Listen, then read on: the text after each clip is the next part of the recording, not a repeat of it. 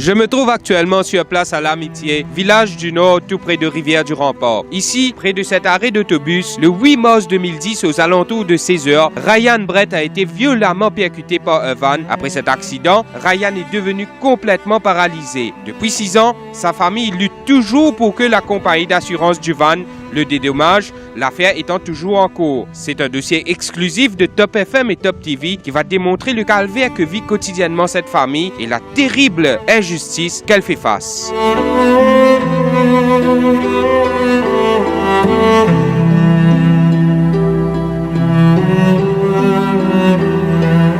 C'est l'histoire déchirante, bouleversante de Ryan Brett qui, à l'âge de 7 ans, respirait la joie de vivre.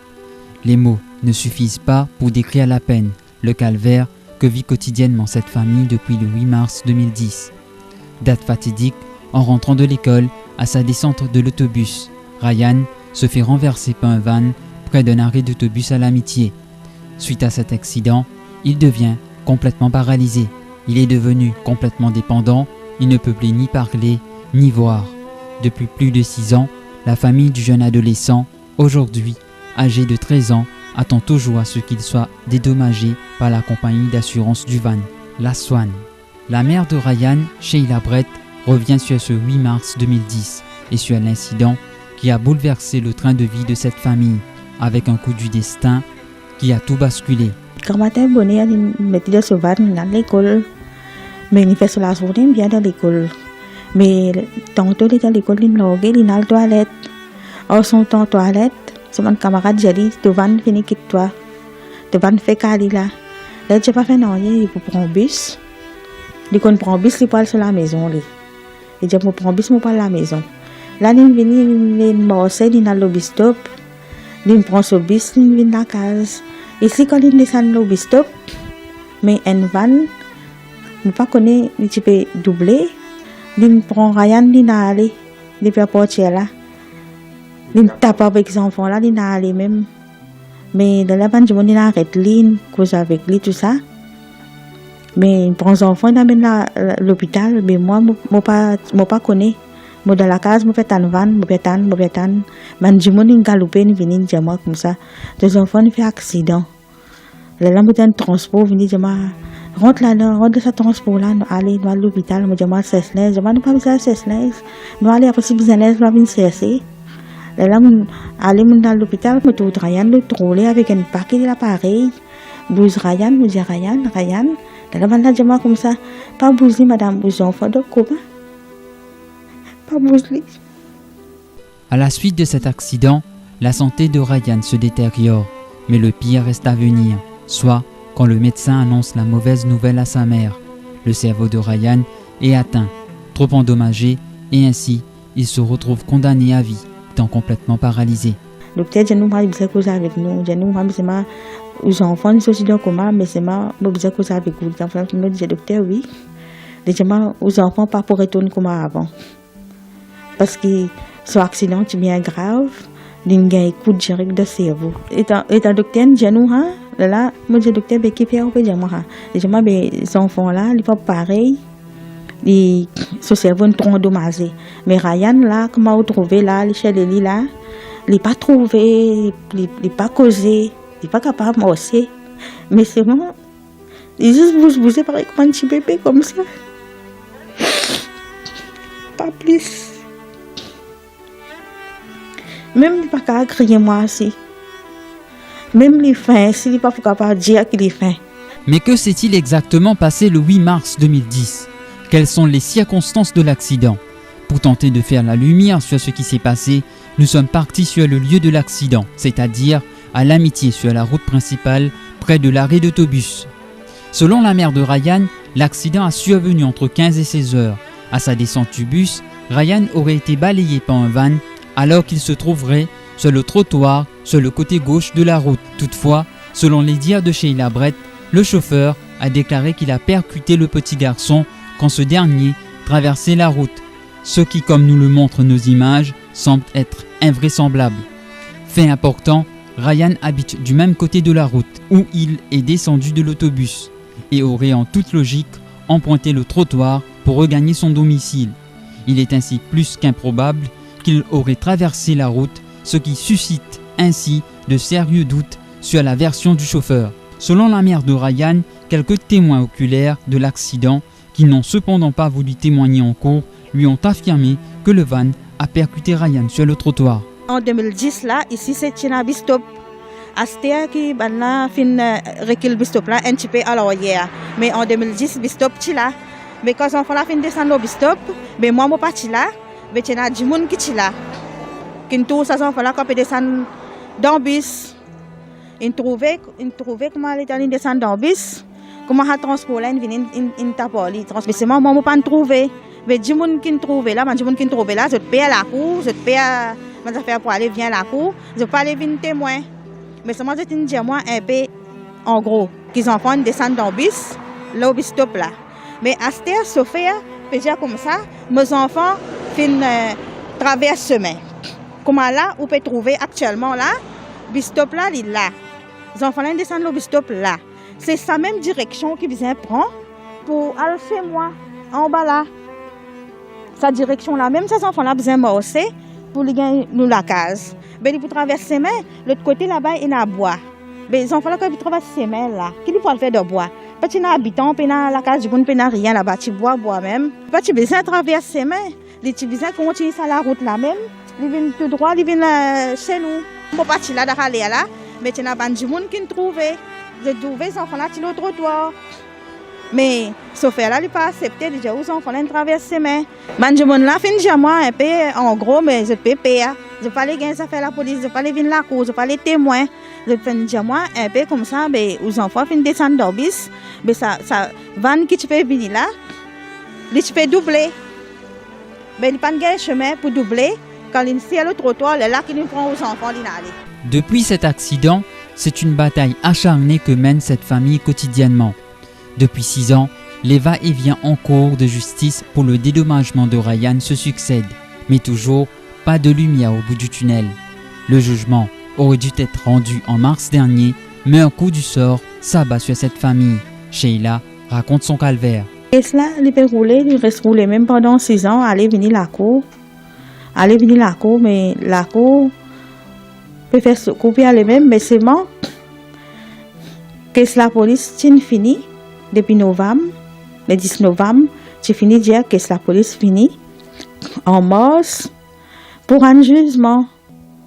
Mars cette année-là pour un jugement. Mais ça juge là, il finit décédé. Là, après, avocat, il fait nous connaître. Il fait nous connaître qu'il y a pas là, le juge est décédé.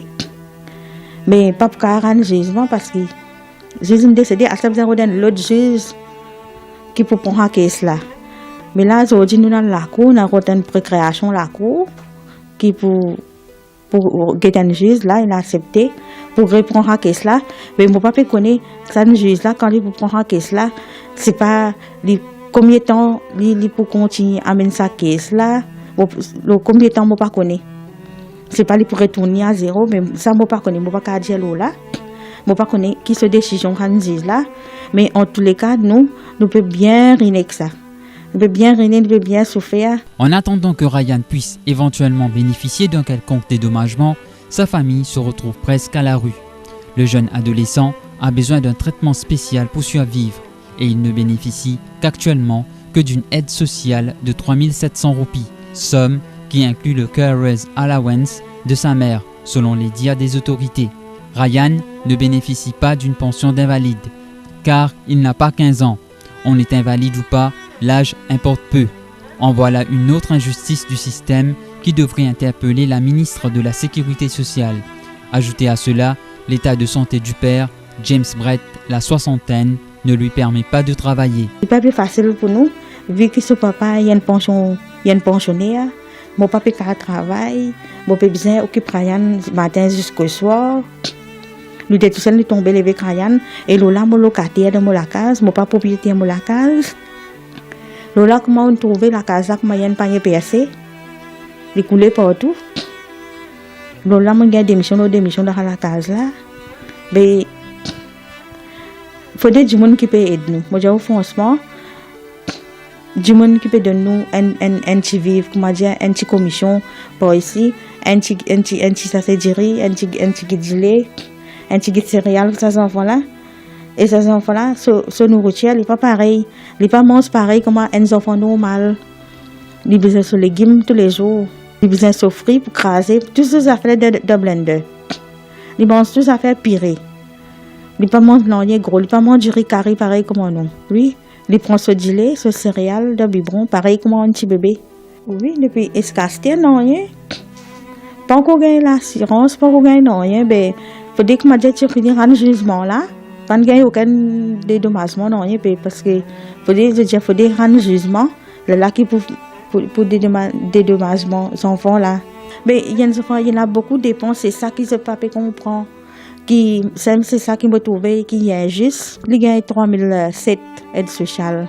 Il pas gagné pension invalide à cause qu'il a 15 ans. Alors ça aide sociale là, ça pour moi il pas tout ça non rien. Il dit moi là-dedans même il a pour moi, me préoccupe les enfants là, il a pour les enfants là tout là-dedans. Juste médicaments tout seul qu'à 3000. Mais c'est ça qui me dit si pas du monde public qui vient aider nous. Ben nous finissons la famine dans la case. Cette triste histoire est malheureusement une des plusieurs réalités que doivent être confrontés plusieurs Mauriciens. Ce drame humain démontre à quel point les victimes d'accidents, des innocents qui plus est, font face à un système injuste. À l'instar de Ryan, plusieurs familles doivent batailler des années durant devant des cours de justice pour être dédommagées. Pendant ce temps, elles sont laissées à elles-mêmes, sans support, même de l'État. N'est-il pas temps de revoir tout ce système d'assurance pour que justice soit rendue immédiatement aux victimes? Pourquoi attendre aussi longtemps? Une réflexion s'impose. Dans le cas d'un accident impliquant 2 voitures qui sont vouées au total loss, est-ce que l'assurance attend-elle autant avant de payer le montant assuré du véhicule? La réponse est explicite. Non. Et là, en plus, il s'agit de la vie d'un être humain. Tout ça pour dire que le système est dépassé et d'une terrible injustice qu'il faut revoir pour éviter d'autres drames humains. Face à cette indifférence, en octobre 2015, une lueur d'espoir se profile à l'horizon. Au Parlement, le Premier ministre adjoint Xavier Duval avait déclaré que les règlements pour l'introduction d'un Insurance Compensation Fund avaient déjà été rédigés et seraient soumis ensuite au ministère des Services financiers. Ce fonds devrait dédommager ou servir comme compensation aux familles des victimes des accidents de la route, surtout dans des cas de hit and run. Il est grand temps de passer de la parole aux actes. Mais selon nous, ce Insurance Compensation Fund ne devrait pas se limiter qu'au cas de hit and run, mais doit être étendu à toutes les victimes d'accidents qui sont confrontées à des circonstances semblables à Ryan. En attendant, la mère de Ryan, Sheila, pourtant mère courage, se dit être épuisée. Elle continue de lutter, mais jusqu'à quand? Pour moi, on pas tout ça bon du tout. Qui un enfant fait un grand accident comme ça, qui a besoin de l'argent pour tout ce bon soin comme ça. Qui peut traîner à faire la cour comme ça, pour tout ça l'année là, bon pas tout ça bon. Tu besoin pour les enfants comme ça, pour les gens qui viennent victimes de ce problème là, ça tu besoin revoir, faire d'autres qualité système pour eux. La cour pas tu besoin prendra beaucoup le temps comme ça non. Parce que une mortière qui ne peut passer, ça c'est une mortière ça. Tout le temps me demander combien de temps pour aller me fatigué tout ça là, me fatigué. Période aide, même période sortie dans un problème là même. Vous comprenez? Mon sentiment fatigué, mon épuisé, mon est plus connu. Tout petit, Ryan disait qu'il voulait devenir pompier. Mais le voilà, prisonnier à vie des flammes des autorités ou même de l'engrenage que représente la justice, les compagnies d'assurance ou encore le système dans son ensemble.